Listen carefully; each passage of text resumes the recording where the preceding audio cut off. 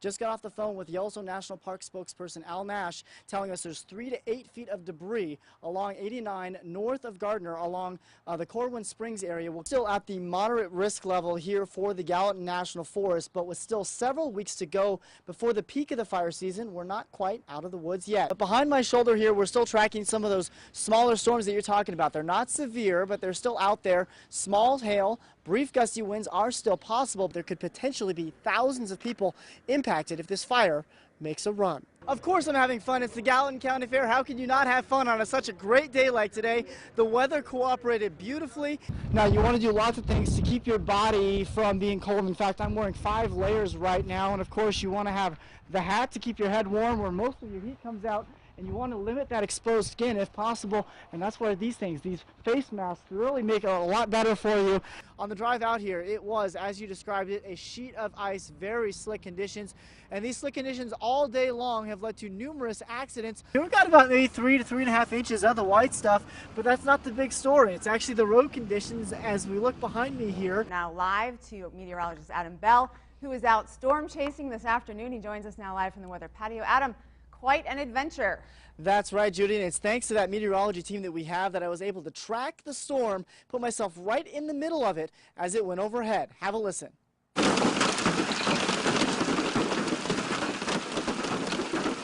Just as I pull off the freeway in Manhattan, large hail bombards the car. The hail lasted for a matter of minutes, but it's clear to see how quickly the damage emerges from this storm. In the end, I estimate the hail to be just under 1 inch in diameter.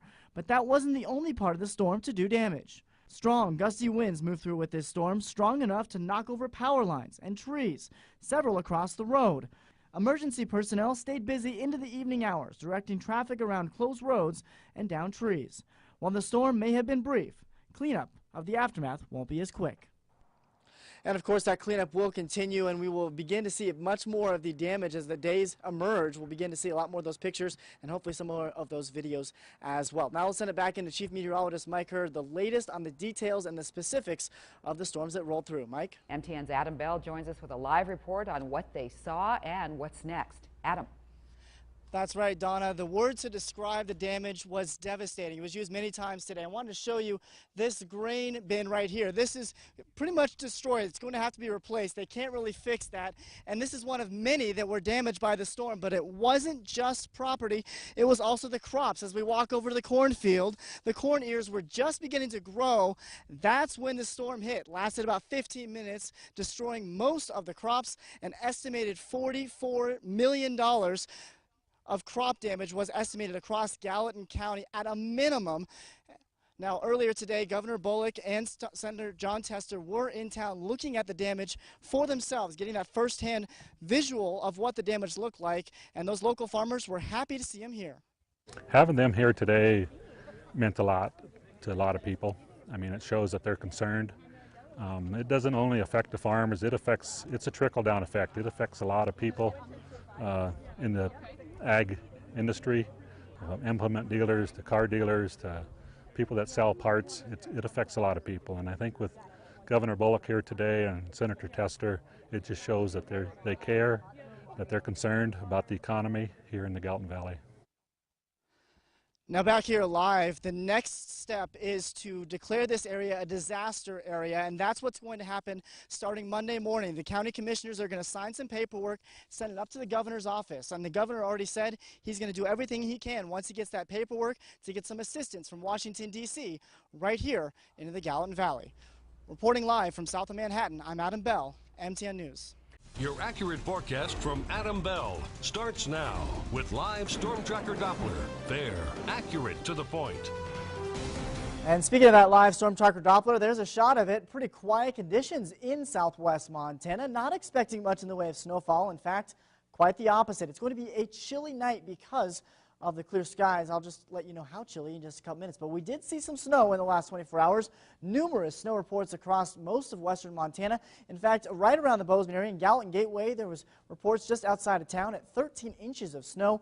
Quite a bit over there. Further to the west, out toward the mining city, in Jenny, we had 3 inches of snow. And even off to the east, out in Livingston, we picked up quite a bit of snow at 6 inches. So quite a bit of a variety of amounts of snow. But everyone saw snow, and that made those roads a little bit slippery, and it also made our high temperatures a little bit cooler today. As we look at what's going on right now, as we take a live look at the mining city, being partly cloudy out there at the airport right now, 9 degrees.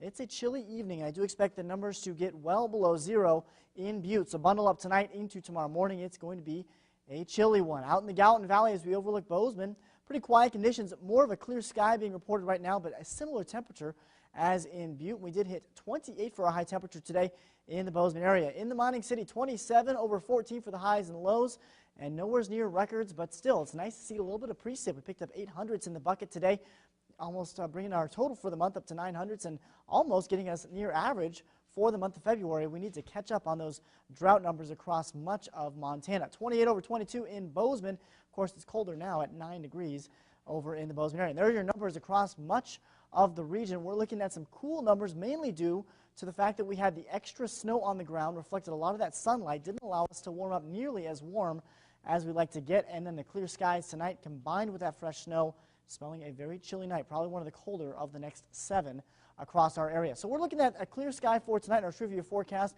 Maybe a few clouds late in the day on Monday. Not really too worried about that. I am watching a bigger storm system off to the north and west that's going to roll on through possibly as early as Tuesday afternoon and evening.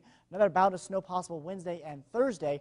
Nothing more than what we saw in the last 24 hours. In fact, probably less.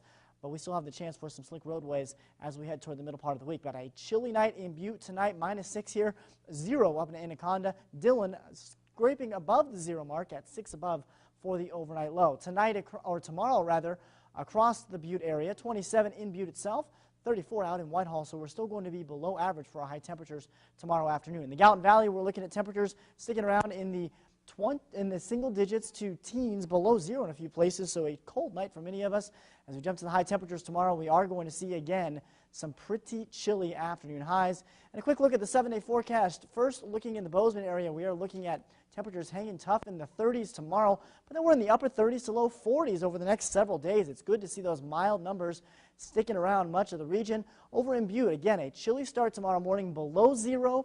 After that, we say goodbye to the minus sign, and we say hello to some very mild afternoon highs, pushing near 40 degrees by Saturday afternoon. As we look in the Dillon area, also looking pretty good. We're sitting in the mid-30s, or mid-40s rather, by Saturday afternoon. And finally, West Yellowstone, teens tomorrow, but we do warm up into the upper 20s to near 30 degrees by next weekend. Let's look at your latest forecast. Health Watch is next.